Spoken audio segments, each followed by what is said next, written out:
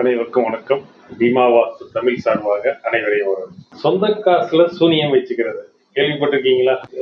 ஒரு ப்ராவர்ப்னு சொல்ல முடியாது, பேச்சு வழக்கில் உள்ள ஒரு இது. சொந்த காசுல சூனியம் வச்சுக்கிறது அப்படின்னு சொல்லுவாங்க. சொந்த காசுல சூனியம் வச்சுக்கிறதுன்றது எப்படின்னா, சூனியம் வைக்கிறதுன்றது ஒரு கெடுதல் செய்யறது, ஒருத்தவங்களுக்கு வந்து கெடுதல் நடக்கணுன்றக்காக மிச்சவங்க செய்யறது, அதான் சூனியம்னு சொல்லுவாங்க. அதாவது சொந்த காசு அவங்கவுங்களே அவரே சூனியம் வச்சுக்கிறது அப்படின்றதுதான் இது சொந்த காசுல சூனியம் வச்சுக்கிறதுன்னு சொல்லுவாங்க. அதாவது அவருக்கான கெடுதலை அவரே செலவு பண்ணி செஞ்சுக்கிறாரு அப்படின்றதுதான், செல்ஃபா பண்ணிக்கிறது தான் இதோட சொந்த காசுல சூனியம் வச்சுக்கிறது அப்படின்னு. அந்த மாதிரியான ஆட்கள், அந்த மாதிரியான விஷயங்களை பத்தி நம்ம இது தொடர்ந்து நம்ம இப்ப இந்த வரக்கூடிய வீடியோல நம்ம என்னென்ன பார்க்க போறோம். அதாவது நம்ம இந்த ப்ராவர்ப் சொன்னதுக்கும் அதுக்கும் சம்பந்தம் இருக்கு அப்படின்னு.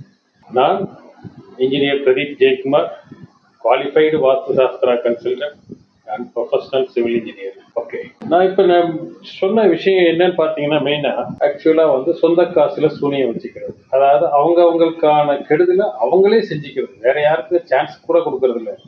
எனக்கான கெடுதலை நானே செஞ்சுக்கிறேன் அப்படின்னு. அதாவது ஆக்சுவலா வந்து இதை யாரும் மென்ஷன் பண்ணி சொல்றோம் அப்படின்னு பார்த்து, வாஸ்துன்றது ஒரு சயின்ஸ்.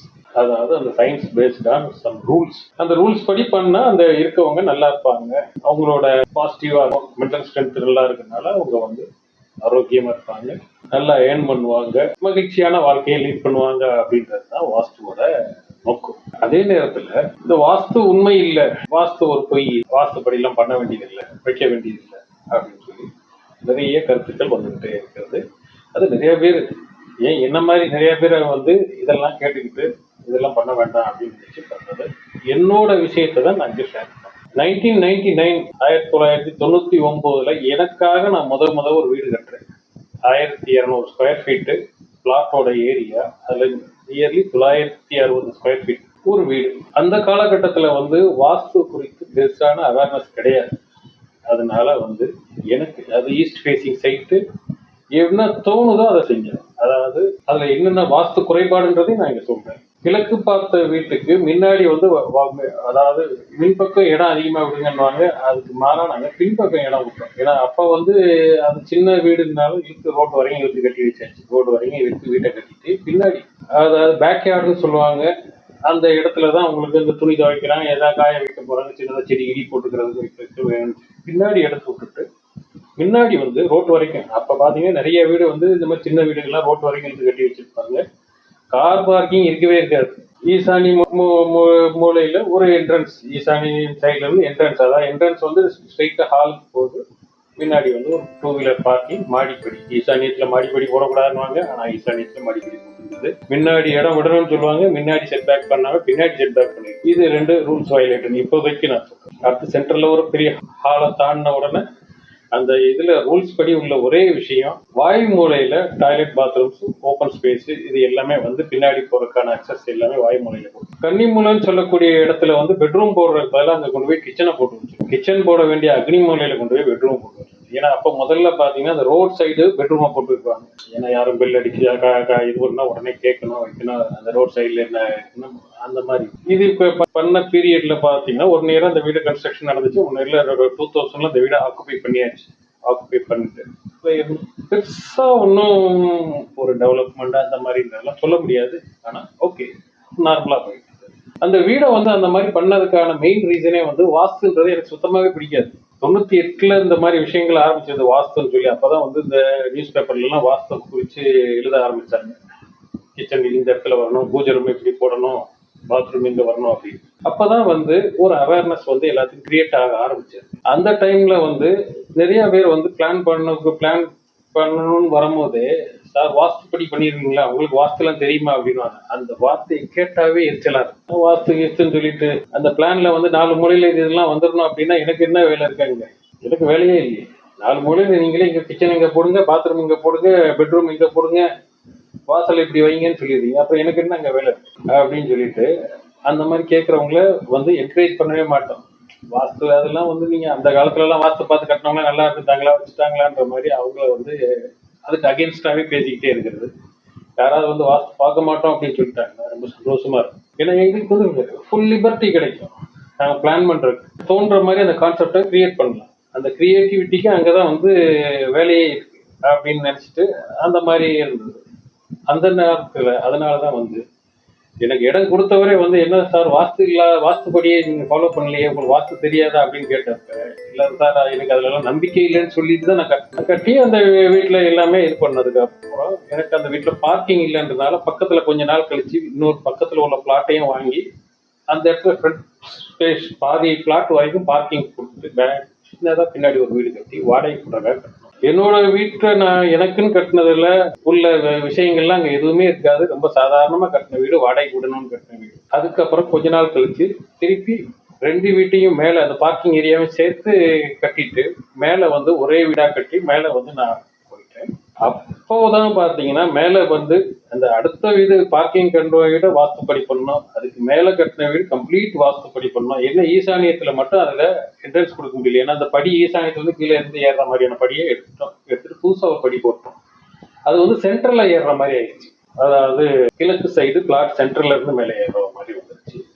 அது மாதிரி மிச்சப்படி அந்த வீடு வாஸ்துப்படி எல்லாமே பண்ணியிருந்தது. ஆக்சுவலா பாத்தீங்கன்னா நான் வந்து கீழே இருந்து மாடி வீட்டுக்கு ஷிஃப்ட் ஆனதுக்கு அப்புறம் இந்த கீழ் வீட்டுக்கு குடி வரவே மாட்டாங்க ஆட்கள், வாடகைக்கு விடுறாங்க. ஏன்னு கேட்டீங்கன்னா அந்த வீடு வாஸ்துப்படி இல்லை. சிலர் கேட்பாங்க கிச்சனையும் பெட்ரூமையும் இன்டர்சேஞ்ச் பண்ணி கொடுத்துருவீங்களா, மாத்தி போட்டு கொடுங்க வாஸ்துப்படி இல்லையான்னு. ஏன்னா அதுல மேஜர் ப்ராப்ளம் அதுதான், கிச்சனும் பெட்ரூமும் இன்டர்சேஞ்ச் ஆயிருந்தது. கிச்சன் இருக்க பெட்ரூம் இருக்க வேண்டிய இடத்துல கிச்சன் இருந்தது. நான் அந்த மாதிரிலாம் பண்ண முடியாதுன்னு பார்த்தா பாதி நாள் இந்த வீடு வாடகைக்கு போகாது, சும்மா தான் கிடைக்கும், வாடகைக்கு வரமாட்டேன். அப்படியே அதை மீறி இதெல்லாம் பார்க்காம வர்றது ப்ரொஃபைல் நல்ல ப்ரொஃபைலா இருக்காது. அவங்க வந்து ரொம்ப இருப்பாங்க, அந்த வீட்டை ஒழுங்கா மெயின்டைன் பண்ண மாட்டாங்க. இப்படிலாம் பார்த்து பாதி நாள் இந்த வீடு சும்மா தான் கிடக்கும். சும்மா வச்சுக்கிட்டு அதுக்கு எலக்ட்ரிசிட்டி பில்லை கட்டிக்கிட்டு வச்சுக்கிட்டு விட்டாரு. அதே மாதிரி இந்த கொரோனா முடிஞ்சதுக்கு அப்புறம் பிசினஸ்ல எல்லாம் ஹெவி லாசஸ் ஃபேஸ் பண்ண நேரத்துல அந்த வீடை சேல் பண்றதுக்கு அந்த வீடை சேல் பண்ணிடலாம். அன்னைக்கு அந்த வீட்டோட விலை market rate nearly 65 lakhs market rate. 65 lakhஸ்க்கு கண்ணம் முடிட்டு அந்த வீடு போகும். அந்த மாதிரி உள்ள வீட்டை நியர் அபவுட் கிட்டத்தட்ட ஒரு 13 to 15 lakhs கம்மியா கொடுக்க வேண்டியதா போச்சு. பிகாஸ் சேம் அதே ரீசன், அந்த வீடு வாஸ்துப்படி அந்த அதாவது அது 3 போர்ஷனா இருந்ததுல 2 போர்ஷன் வாஸ்துப்படி இருக்கு, ஒரு போர்ஷன் தான் வாஸ்துப்படி இல்லை. அதுவும் பெரிய விஷயம் கிடையாது, அது கொஞ்சம் இது பண்ணா மாத்திக்கலாம், கிச்சனா மாத்திரலாம். அதுல வந்து எனக்கு உடன்பாடு இல்லாதனால நான் அதை செய்யறதுக்கு தயங்கிட்டு அப்படியே விட்டாச்சு. கடைசியில பாத்தீங்கன்னா அந்த வீடு சேல் பண்ணும் போதும் கையை பிடிச்சது, மார்க்கெட் ரேட்டுக்கு போகல, வாஸ்து குறைபாடோட இருக்குதுன்ற மாதிரி பல விதமான பிரச்சனைகள் அதுல வந்தது. இதை நான் எதுக்காக வந்து உங்ககிட்ட டிஸ்க்ளோஸ் பண்றேன்னா இதுதான் பிராக்டிக்கல் டிஃபிகல்ட்டி. வாஸ்து எல்லாம் ஃபாலோ பண்ண வேண்டாம்னு சொல்றவங்க யாருமே இந்த டிஃபிகல்ட்டி எல்லாம் வந்து உங்ககிட்ட சொல்ல மாட்டாங்க. வாஸ்து குறைபாட்டோட வீட்டை உருவாக்கணும்னா, அதாவது ஏற்கனவே கட்டின வீடை விட்டுறலாம், கட்டின வீடு ஏற்கனவே கட்டிட்டோம் அதை விட்டுறலாம். ஏன்னா நிறைய பேர் சொல்ற விஷயங்கள் எல்லாமே எல்லாம் இந்த ரெமிடிஸ் சொல்லிட்டு அதுலதான் நிறைய கமர்ஷியலான விஷயங்கள் சொல்றாங்க. அதை விட்டுருங்க, அதை எப்படியோ உங்களுக்கு மனசுக்கு தோன்றதை நீங்க என்ன பண்ணணும்னு நினைச்சா பண்ணலாம். புதுசா கட்ட போறீங்க இல்ல, புதுசா கட்ட போறது ரூல்ஸை ஃபாலோ பண்ணுங்க, அது உங்களுக்கு நல்லது.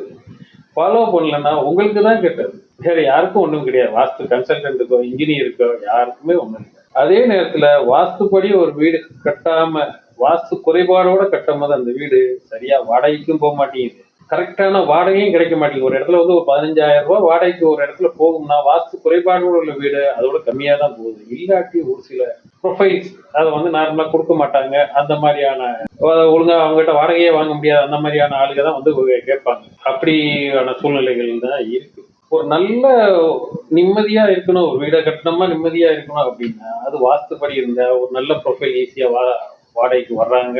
அதுவும் அந்த வீடு உங்களுக்கு சம்பாதிச்சு கொடுக்குது. நாளைக்கு சேல் பண்ணணும்னாலும் என்ன மார்க்கெட் ரேட்டோ பில்டிங்கோட டிப்ரிசியேஷன் போக பேலன்ஸ் உங்களுக்கு ஈஸியா கிடைச்சிடும்.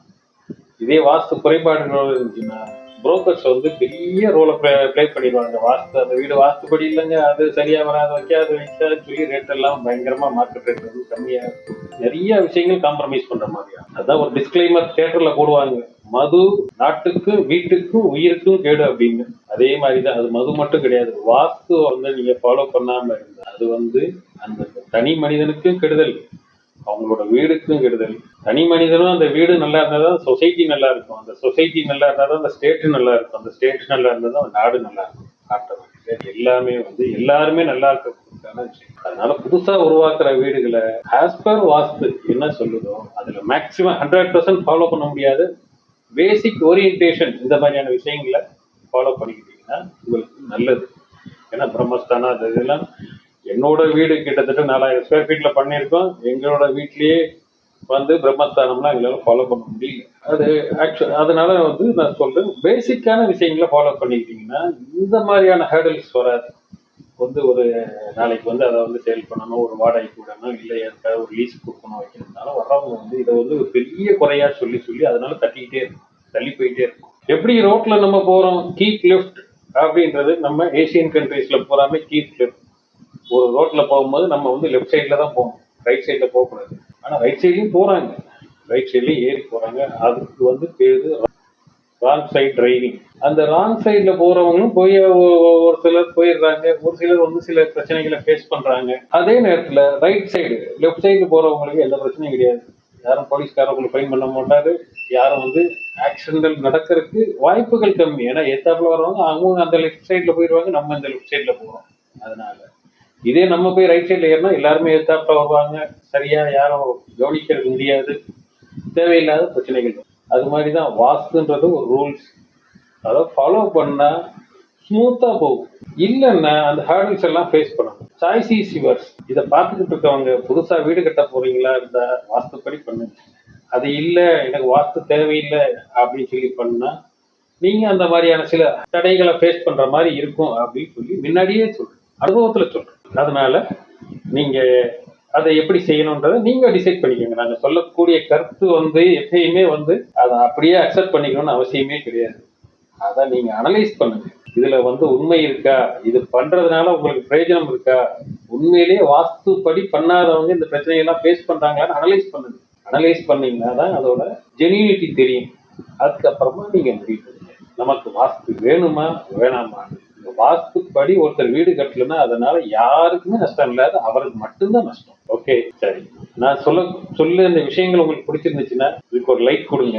இந்த விஷயங்கள் உங்கள் நண்பர்களுக்கோ உங்க உறவினர்களுக்கோ தேவைப்படும் அப்படின்னா அவங்களுக்கு ஷேர் பண்ணுங்க. தொடர்ந்து எங்களோட வீடியோக்கள் வாஸ்து குறித்தும் கன்ஸ்ட்ரக்ஷன் குறித்தும் இன்ஃபர்மேட்டிவா நிறைய வீடியோஸ் கொடுக்குறோம்.